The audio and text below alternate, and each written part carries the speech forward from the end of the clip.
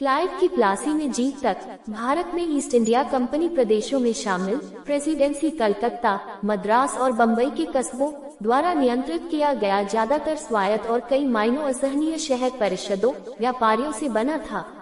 10 परिषदों को मुश्किल से उनके स्थानीय मामलों के प्रभावी प्रबंधन के लिए पर्याप्त अधिकार था और भारत में कुल मिलाकर कंपनी के संचालन के निरीक्षण की आगामी कमी कंपनी अधिकारियों या उनके सहयोगियों द्वारा कुछ गंभीर हनन का नेतृत्व किया। 10 क्लाइव की जीत और बंगाल की समृद्ध क्षेत्र की दीवानी का पुरस्कार ब्रिटेन में सार्वजनिक सुर्खियों में भारत लाया गया। 10 कंपनी के पैसे के प्रबंधन के तरीकों पर सवाल उठाया जाने लगा, खासकर यह भी जब कुछ कंपनी के कर्मचारियों ने शुद्ध घाटा पोस्ट शुरू किया। जब नाबॉब बड़े भाग्य के साथ ब्रिटेन लौटा, अफवाहों के अनुसार जो भ्रष्टाचार के साथ अधिग्रहित किया गया था। 1772 तक कंपनी को लोकप्रियता बरकरार रखने के लिए ब्रिटिश सरकार के ऋण की जरूरत थी और लंदन में भय था कि कंपनी का भ्रष्टाचार जल्द ही ब्रिटिश व्यापार और सार्वजनिक जीवन में रिस सकता है। 12 ब्रिटिश सरकार के अधिकारों और कर्तव्यों कंपनी के नए क्षेत्रों की भी जांच की जाने लगी। 13 ब्रिटिश संसद ने कई जांच आयोजित किया और 1773 में लॉर्ड नॉर्थ के प्रधानमंत्री के दौरान अधिनियमित विनियमन अधिनियम किया, जो स्थापना की नियमों के अपने लंबे शीर्षक भारत में के रूप में अच्छी तरह से ईस्ट इंडिया कंपनी के मामलों के बेहतर प्रबंधन के लिए कहा। यूरोप में के रूप में हालांकि लॉर्ड नॉर्थ खुद कंपनी के प्रदेशों ब्रिटिश राज्य द्वारा लिया जाना चाहता थे। 13 वह लंदन के शहर और ब्रिटिश संसद में से निर्धारित राजनीतिक विरोध का सामना करना पड़ा। 12 परिणाम एक समझौता है जिसमें विनियमन अधिनियम था, मतलब क्राउन का परम संप्रभुता इन नए क्षेत्रों पर।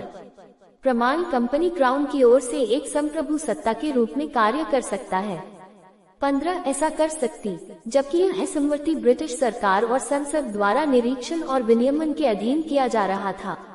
15 कंपनी के निदेशक कोर्ट ने ब्रिटिश सरकार की ओर से जांच के लिए भारत के सभी नागरिक सैनिक के बारे में संचार और राजस्व मामलों को प्रस्तुत करने के लिए कानून के तहत आवश्यक थे। 16 भारतीय प्रदेशों के प्रशासन के लिए फोर्ट सेंट जॉर्ज मद्रास और बम्बई पर फोर्ट विलियम बंगाल की प्रेसिडेंसी सर्वोच्चता स्थापित।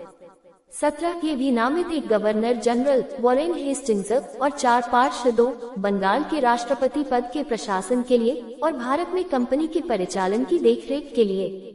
17 अधीनस्थ प्रेसिडेंसी बंगाल के गवर्नर जनरल या परिषद की पूर्व सहमति के बिना युद्ध या समझौता करने के लिए मना किया गया था। 18 आसन आवश्यकता के मामले में छोड़कर इन प्रेसिडेंसी के राज्यपाल गवर्नर जनरल ने परिषद के आदेशों का पालन करने के लिए और उसे सभी महत्वपूर्ण मामलों के बुद्धि को हस्तांतरित करने के लिए सामान्य शब्दों में निर्देश दिए गए थे। 14 हालांकि इस अधिनियम के भ्रमित शब्दों में यह विभिन्न व्याख्या की जा करने के लिए खुला छोड़ दिया। नतीजतन भारत में प्रशासन परिषद के सदस्यों के बीच प्रांतीय गवर्नरों के बीच एकता का अभाव द्वारा हौबजा करना जारी रखा और अपने परिषद के गवर्नर जनरल के बीच। 16 विनियमन अधिनियम भी भारत में प्रचलित भ्रष्टाचार का समाधान करने का प्रयास कंपनी सेवकों अब भारत में निजी व्यापार में संलग्न करने के लिए या भारतीय नागरिकों से प्रस्तुत प्राप्त करने के लिए मना किया गया था। अधिनियम विनियमन भी भारत में प्रचलित भ्रष्टाचार का समाधान करने का प्रयास कंपनी सेवकों अब भारत में निजी व्यापार में संलग्न करने के लिए या भारतीय नागरिकों से प्रस्तुत प्राप्त करने के लिए मना किया गया था।